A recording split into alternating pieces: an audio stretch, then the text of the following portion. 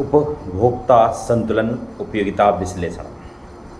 इस अध्याय में हम पढ़ेंगे उपभोक्ता संतुलन किसके द्वारा? उपयोगिता विश्लेषण के द्वारा, उपयोगिता के द्वारा। सबसे पहले उपभोक्ता होता कौन? उपभोक्ता वह है जो वस्तुओं और सेवाओं का उपभोग करता है अपनी आवश्यकता की संतुष्टि के लिए। उपभोक्ता एक आर्थिक एजेंट होता है जो वस्तुओं और सेवाओं का उपभोग करता है अपनी आवश्यकता की संतुष्टि के लिए।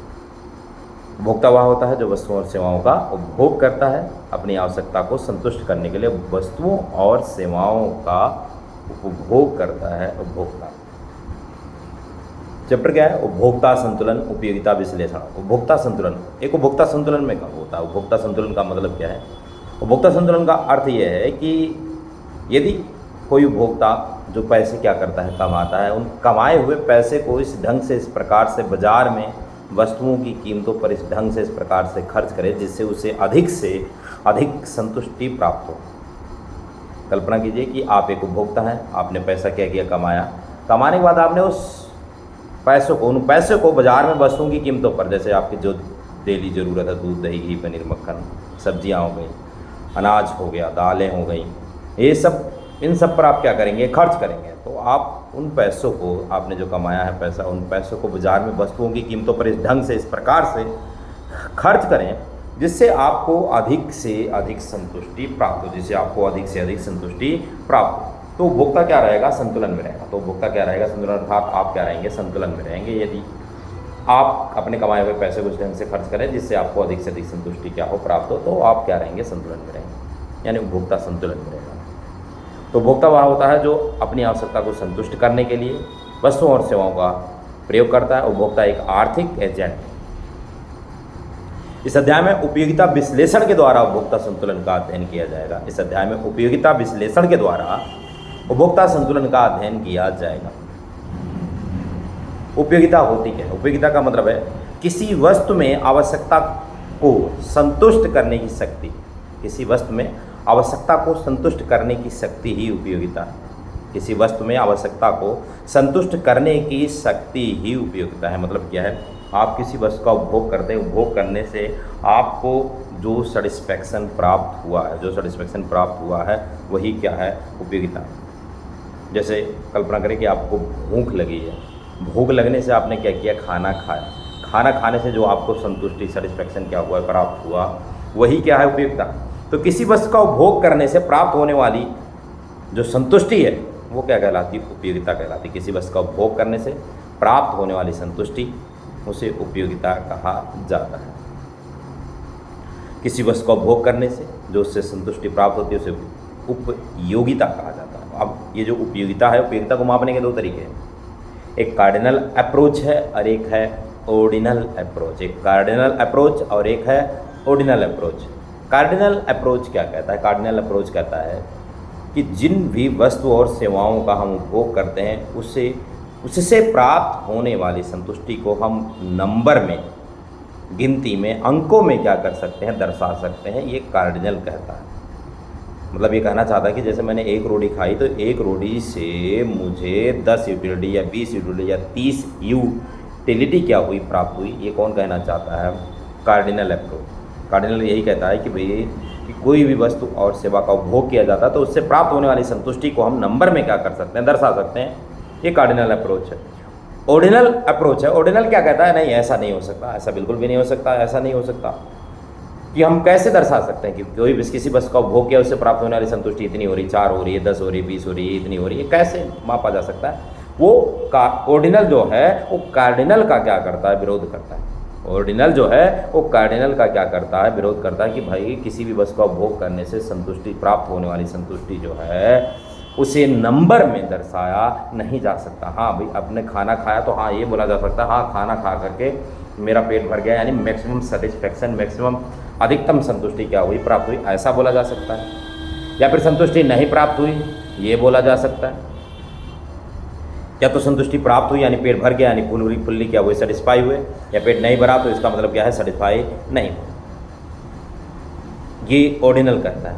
कार्डिनल इसका विरोध करता है। कार्डिनल कहता है नहीं, हम इसे नंबर में क्या कर सकते हैं? दर्शा सकते हैं। तो ये कार्डिनल और ऑर्डिनल उपयोगिता को मापने के दो अप्रोच हैं, दो तरीके, एक कार्डिनल है और एक ऑर्डिनल। कार्डिनल कहता है कि हम इसे नंबर में दर्शा सकते हैं, ऑर्डिनल कहता है नहीं, ऐसा बिल्कुल भी नहीं हो सकता है, हम उसे नंबर में दर्शा नहीं सकते, बल्कि अधिकतम और न्यूनतम में क्या कर सकते हैं, दर्शा सकते हैं। अधिकतम और न्यूनतम में क्या कर सकते हैं, दर्शा सकते हैं कि हाँ भाई अधिकतम संतुष्टि प्राप्त हुई या फिर न्यूनतम संतुष्टि प्राप्त हुई।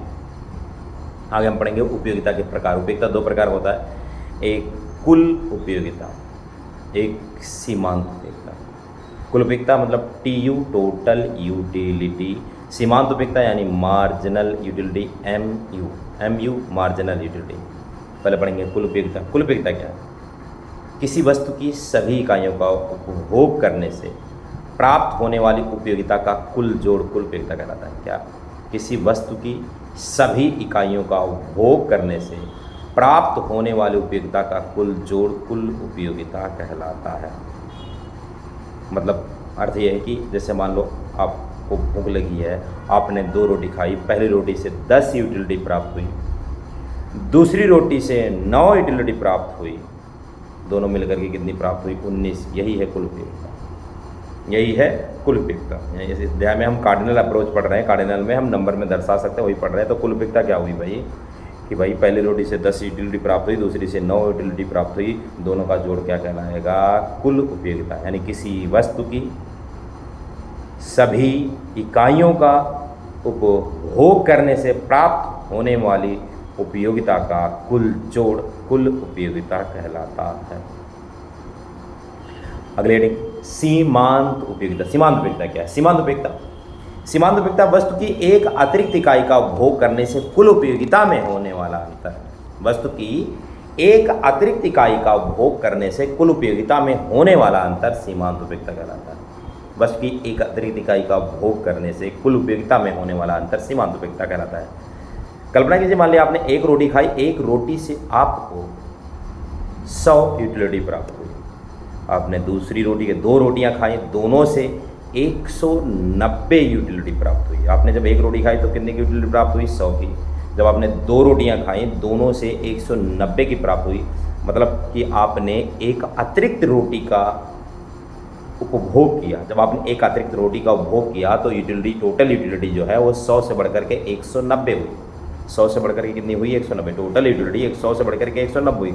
अब 100 और 190 के बीच में अंतर कितने का आया? 90 का अंतर आया। जो ये 90 का अंतर आ रहा है, यही है सीमांत उपयोगिता, यही है सीमांत उपयोगिता। यही कह रहा हूँ, एक वस्तु की एक अतिरिक्त इकाई का उपभोग करने से, वस्तु की एक अतिरिक्त इकाई का उपभोग करने से जो कुल उपयोगिता में अंतर आता है उसे सीमांत उपयोगिता कहा जाता है। MU मार्जिनल यूटिलिटी कहा जाता है, सीमांत उपयोगिता कहा जाता है। अभी जो सीमांत उपयोगिता है ये घटता है। सीमांत उपयोगिता क्या है? हमेशा कंटिन्यूसली क्या होता है? घटता है। घटता क्यों है? सीमांत उपयोगिता कंटिन्यूसली घटता क्यों है?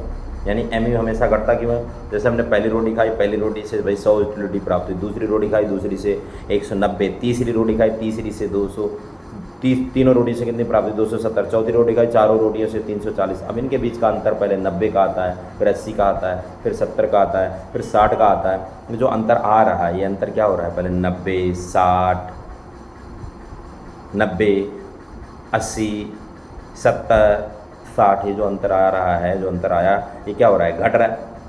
ये क्या हो रहा है? घट रहा है।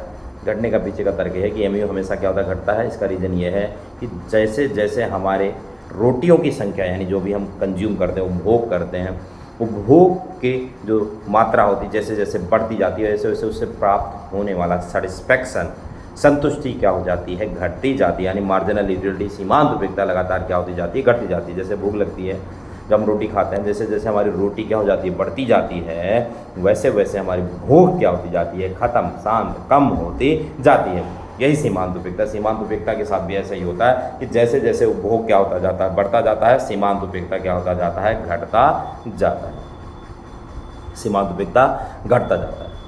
ये सीमांत उपयोगिता जो कि हमने पढ़ा, वस्तु की एक अतिरिक्त इकाई का उपभोग करने से कुल उपयोगिता में होने वाला अंतर सीमांत उपयोगिता कहलाता है। वस्तु की एक अतिरिक्त इकाई का उपभोग करने से कुल उपयोगिता में होने वाला अंतर सीमांत उपयोगिता कहलाता है। आगे हम पढ़ेंगे कुल उपयोगिता और सीमांत उपयोगिता में संबंध। कुल उपयोगिता और सीमांत उपयोगिता में संबंध एक ग्राफिकल प्रेजेंटेशन होगा, टेबुलर प्रेजेंटेशन होगा, यानी टेबल बनेगा, टेबल के बाद उसे ग्राफ पर दर्शाया जाएगा, ग्राफ को एक्सप्लेन करना है। तो ये TU और MU में संबंध, कुल उपयोगिता और सीमांत उपयोगिता में संबंध। कुल उपयोगिता और सीमांत उपयोगिता में संबंध क्या है? MU का जो ग्राफ होता है वो ऊपर से नीचे की तरफ होता है और एक शख्स को क्रॉस करते हुए ये नेगेटिव में चला जाता है, और TU जो होता है वो नीचे से ऊपर की तरफ जाता है, पहले बढ़ता है फिर क्या करता है, घटना शुरू करता है। टोटल यूटिलिटी जो है TU जो है यानी कुल उपयोगिता जो है पहले बढ़ता है फिर घटना शुरू करता है। वहीं सीमांत उपयोगिता मार्जिनल यूटिलिटी MU जो है पहले घटता है फिर घटते घटते शून्य हो जाता है, और शून्य होने के पश्चात ऋणात्मक हो जाता है। शून्य होने के पश्चात क्या हो जाता है, ऋणात्मक। तो TU और MU में संबंध है क्या? TU और MU में संबंध है क्या? TU और MU में संबंध है क्या? जब MU घटता है, जब MU क्या होता है, घटता है, तब TU घटती दर से बढ़ता है। जब MU घटता है तब TU घटती दर से बढ़ता है। जब MU घटता है तो TU घटती दर से बढ़ता है। फिर जब MU शून्य होता है, जब MU क्या होता है, शून्य होता है, तब TU अधिकतम होता है। जब MU शून्य होता है तब TU क्या होता है, अधिकतम होता है। जब MU शून्य होता है तब TU अधिकतम होता है। फिर जब MU ऋणात्मक नेगेटिव होता है, जब MU ऋणात्मक होता है, नेगेटिव होता है, तब TU घटना शुरू करता है। जब MU ऋणात्मक अर्थात नेगेटिव होता है तब TU घटना शुरू करता है। जब MU ऋणात्मक होता है तो TU घटना शुरू करता है। एक बार फिर से MU और TU में संबंध। जब MU घटता है तो TU घटती दर से बढ़ता है। जब MU शून्य होता है तो TU अधिकतम होता है। जब MU ऋणात्मक होता है तो TU घटना शुरू करता है। ये MU और TU के बीच में संबंध, MU और TU के बीच में संबंध। एक दूसरे तरीके से बोला जा सकता है, जब MU धनात्मक होता है, जब MU धनात्मक होता है तब TU बढ़ता है। जब MU शून्य होता है तब TU अधिकतम होता है। जब MU ऋणात्मक होता है तब TU घटना शुरू करता है। यहाँ पर MU के शून्य होने का क्या तात्पर्य है, MU के ऋणात्मक होने का क्या तात्पर्य है? जब MU शून्य होता है इसका मतलब यह है कि आपकी ज़रूरत पूरी हो चुकी है। मतलब अगर आप खाना खा रहे हैं, कल्पना कीजिए आप खाना खा रहे हैं, तो खाना खा रहे हैं तो MU अगर आपका शून्य हो जाता है, खाना खाते टाइम शून्य हो रहा है, इसका मतलब क्या है, आपकी भूख खत्म हो चुकी है। अब आपको आगे खाने की ज़रूरत नहीं है। इसका मतलब MU क्या है, शून्य, यानी भूख शांत हो चुकी है, भूख खत्म हो चुकी है। जो आपकी नीड थी, ज़रूरत थी, वो ज़रूरत पूरी हो चुकी है जब MU शून्य होता है। फिर वहीं जब MU ऋणात्मक होता है, शून्य होने के बाद ऋणात्मक हो जाता है, इसका तात्पर्य यह है कि आप आवश्यकता से अधिक खा रहे हैं। इसका तात्पर्य क्या है, आप आवश्यकता से अधिक खा रहे हैं, और जब आप आवश्यकता से अधिक खाएंगे तो आवश्यकता से अधिक खाने से आपको प्रॉब्लम हो सकती है। यानी वही स्थिति है जब MU नेगेटिव में चला जाता है। प्रॉब्लम होने का मतलब यह है कि आपका पेट खराब हो जाएगा या फिर उल्टी होने लग जाएगी, ये स्थिति हो गई है। ऋणात्मक जाने का मतलब यह है कि आपने आवश्यकता से अधिक खा लिया, यानी अत्य हो गया, अत्यधिक आपने क्या कर लिया, सेवन कर लिया, फिर आपका MU ऋणात्मक में चला जाता है। तो ये MU के शून्य और ऋणात्मक होने का मतलब। अगले हेडिंग पढ़ेंगे, ह्रासमान सीमांत उपयोगिता का नियम। ह्रासमान सीमांत उपयोगिता का नियम क्या कहता है? ह्रासमान सीमांत उपयोगिता का नियम, इस नियम के अनुसार उपभोक्ता जैसे जैसे किसी वस्तु की अधिक से अधिक इकाइयों का उपभोग करते जाता है तो प्रत्येक अगली इकाई से प्राप्त होने वाली सीमांत उपयोगिता घटती जाती है। इस नियम के अनुसार उपभोक्ता जैसे जैसे किसी वस्तु की अधिक से अधिक इकाइयों का उपभोग करते जाता है तो प्रत्येक अगली इकाई से प्राप्त होने वाली सीमांत उपयोगिता लगातार कंटिन्यूसली क्या होती जाती है, घटती जाती है। और यह नियम प्रत्येक वस्तु और सेवा के रिस्पेक्ट में लागू होता है। यह नियम प्रत्येक वस्तु और सेवा के रिस्पेक्ट में क्या होता है, लागू होता है। दूसरी भाषा में समझें, मतलब ये कहना चाह रहा है कि आपको जब भूख लगी है, भूख लगने से जैसे जैसे आपके रोटियों की संख्या क्या होती जाएगी, बढ़ती जाएगी, वैसे वैसे आपकी भूख क्या होती जाएगी, घटती जाएगी। ये भूख का हो गया। दूसरा एग्जांपल कपड़े का होगा। जब आपका नया नया क्या होता है, कपड़ा आता है, पहनने में बहुत अच्छा लगता है, जैसे जैसे पुराना होता जाता है आपसे उससे प्राप्त होने वाली यूटिलिटी क्या हो जाती है, यानी आपको अच्छा नहीं लगता, यूटिलिटी क्या होती जाती है, घटती जाती है। तो ये ह्रासमान सीमांत उपयोगिता का नियम है जो प्रत्येक वस्तु और सेवा पर क्या होता है, लागू होता है। लेकिन कुछ ऐसी भी वस्तुएं हैं जिस पर यह नियम लागू नहीं होता है। कुछ ऐसी भी वस्तुएं हैं जिस पर यह नियम लागू नहीं होता है। कुछ ऐसी भी वस्तुएं हैं जिस पर यह नियम लागू नहीं होता है। जो वस्तुएं हैं वो है जैसे कि रुपया हो गया, पैसा रुपया हो गया, उस पर यह नियम लागू नहीं होता। नशे वाली चीज़ें हो गई, इस पर यह नियम लागू नहीं होता। कौन सा नियम? ह्रासमान सीमांत उपयोगिता का नियम। ह्रासमान सीमांत उपयोगिता का नियम। तो ह्रासमान सीमांत उपयोगिता का नियम क्या कहता है? इस नियम के अनुसार उपभोक्ता जैसे जैसे किसी वस्तु की अधिक से अधिक इकाई का उपभोग करते जाता है तो प्रत्येक अगली इकाई से प्राप्त होने वाली सीमांत उपयोगिता घटती जाती है। प्रत्येक अगली इकाई से प्राप्त होने वाली सीमांत उपयोगिता घटती जाती है। इस नियम की मान्यताएं हैं। ह्रासमान सीमांत उपयोगिता के नियम की मान्यताएं हैं। पहली मान्यता, वस्तु की केवल मानक इकाई का प्रयोग किया जाता है। वस्तु की केवल मानक इकाई का प्रयोग का मतलब ये होता है कि जैसे आप चाय पीते हैं तो चाय का एक कप होना चाहिए, ना कि एक चम्मच चाय। यदि आप एक चम्मच चाय पिएंगे तो यह नियम लागू नहीं होगा।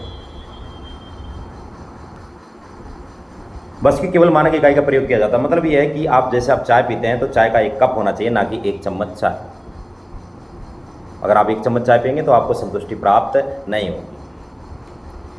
दूसरा मान्यता यह है कि वस्तु का उपभोग निरंतर होना चाहिए। वस्तु का उपभोग क्या होना चाहिए? निरंतर होना चाहिए। निरंतर होने का मतलब यह है जैसे आपको 4 रोटी की भूख है तो खाने बैठे हैं तो 4 रोटी खा करके उठेंगे, तभी आपकी भूख क्या होगी? खत्म होगी। तभी आपको सेटिस्फैक्शन, संतुष्टि क्या होगा? प्राप्त होगा। अगर आप यदि वो 4 रोटी, एक रोटी सुबह खा रहे हैं, एक रोटी दोपहर को खा रहे हैं, एक रोटी शाम को खा रहे हैं, एक रोटी रात को, तो आपकी भूख शांत नहीं होगी, अर्थात आपको संतुष्टि प्राप्त नहीं होगी। तो यह नियम लागू नहीं होगा अगर आप ऐसा कर रहे हैं। बल्कि कैसा होना चाहिए? आपका वस्तु का उपभोग क्या होना चाहिए? निरंतर होना चाहिए। तीसरी मान्यता, वस्तुएं होमोजीनियस होनी चाहिए, एक जैसी होनी चाहिए। यानी वस्तुएं जो आप खा रहे, जो भी कंजप्शन कर रहे हैं आप, वो सारी की सारी वस्तुएं एक जैसी होनी चाहिए। वो सारी की सारी वस्तुएं एक जैसी होनी चाहिए, तभी आपको सेटिस्फैक्शन, संतुष्टि क्या होगी? प्राप्त होगी। तो ये ह्रासमान सीमांत उपयोगिता की 3 मान्यताएं। पहली मान्यता, वस्तु की केवल मानक इकाई का क्या किया जाएगा? प्रयोग किया जाएगा, जैसे चाय का एक कप, ना कि एक चम्मच चाय। दूसरा, वस्तु का उपभोग निरंतर होना चाहिए। वस्तु का उपभोग क्या होना चाहिए? निरंतर होना चाहिए। ऐसा नहीं होना चाहिए कि बीच में टाइम इंटरवल हो रहा है, सुबह शाम दोपहर, ऐसा नहीं होना चाहिए। जो आपकी भूख है, ज़रूरत है, खाने बैठे तो कंप्लीट करके उठे, तभी आपकी सेटिस्फैक्शन हो, तभी आपको सेटिस्फैक्शन, संतुष्टि प्राप्त होगी और यह नियम लागू होगा। और तीसरा, वस्तुएं समरूप होनी चाहिए, एक जैसी होनी चाहिए, तभी यह नियम क्या होगा? लागू होगा। अगले दिन, उपभोक्ता संतुलन की अवधारणा। एक उपभोक्ता संतुलन में कब होता है? एक उपभोक्ता संतुलन में तब होता है जब अपनी दी हुई आय को बाजार में वस्तुओं की कीमतों पर इस ढंग से, इस प्रकार से खर्च करता है जिससे आपको अधिक से अधिक संतुष्टि प्राप्त हो। अर्थात वो एक उपभोक्ता जो अपने पैसे क्या किए, उसने कमाए, उन कमाए हुए पैसे को बाजार में वस्तुओं की कीमतों पर इस प्रकार से, इस ढंग से खर्च करे। वस्तुएं क्या? दूध, दही, घी, पनीर, मक्खन, कपड़ा लत्ता, टीवी, फ्रिज, कूलर, एसी, पंखा, इन सब पर इस ढंग से उपभोक्ता इस प्रकार से खर्च करता है जिससे उसे अधिक से अधिक संतुष्टि प्राप्त हो, तब उपभोक्ता क्या होता है? संतुलन में होता है। तो एक उपभोक्ता संतुलन में तब होता है जब वह अपनी दी हुई आय को बाजार में वस्तुओं की कीमतों पर इस ढंग से, इस प्रकार से खर्च करे जिससे उसे अधिक से अधिक संतुष्टि प्राप्त हो। सीमांत उपयोगिता विश्लेषण तथा उपभोक्ता संतुलन के द्वारा उपभोक्ता संतुलन की 2 स्थितियां हैं। जब उपभोक्ता केवल एक ही वस्तु का क्या करता है? उपभोग करता है। जब उपभोक्ता केवल एक ही वस्तु का उपभोग करता है। और दूसरा, जब उपभोक्ता 2 या 2 से अधिक वस्तुओं का उपभोग करता है। जब उपभोक्ता केवल एक ही वस्तु का उपभोग करता है, इसमें उपभोक्ता संतुलन की जो टर्म एंड कंडीशन है वो है MUX/PX बराबर में MUM, यानी वस्तु की सीमांत उपयोगिता और वस्तु की कीमत का जो अनुपात है वो मुद्रा की सीमांत उपयोगिता के बराबर होना चाहिए। यानी MUX/PX बराबर में MUM, यानी मुद्रा की सीमांत उपयोगिता जो है वो वस्तु की कीमत और वस्तु की सीमांत उपयोगिता का जो अनुपात है इनके बराबर होना चाहिए, तब उपभोक्ता संतुलन में होता है। ये एक वस्तु की स्थिति का उपभोक्ता संतुलन का स्थिति एक सिचुएशन है, इक्वेशन है एम यू एक्स अपॉन में P X, M U X upon में पी एक्स बराबर में एम यू एम। दूसरा, जब दो या दो से अधिक वस्तु की स्थिति में उपभोक्ता संतुलन का होता है, उस स्थिति का इक्वेशन क्या है, एम यू एक्स अपॉन में पी एक्स बराबर में एम यू वाई अपॉन में पी वाई बराबर में M U M. M U X upon में पी एक्स ये वस्तु एक्स का, एम यू वाई अपॉन में पी वाई ये वस्तु वाई का है बराबर में एम यू, यानी दोनों वस्तुओं के सीमांत उपयोगिता और कीमत का अनुपात एक दूसरे के बराबर होना चाहिए और ये एक दूसरे वह मुद्रा की सीमांत उपयोगिता के बराबर होना चाहिए, तब उपभोक्ता संतुलन में होता है दो वस्तु की स्थिति में। दो वस्तु की स्थिति में एम यू एक्स अपॉन में पी एक्स बराबर में एम यू वाई अपॉन में पी वाई बराबर में एम यू एम।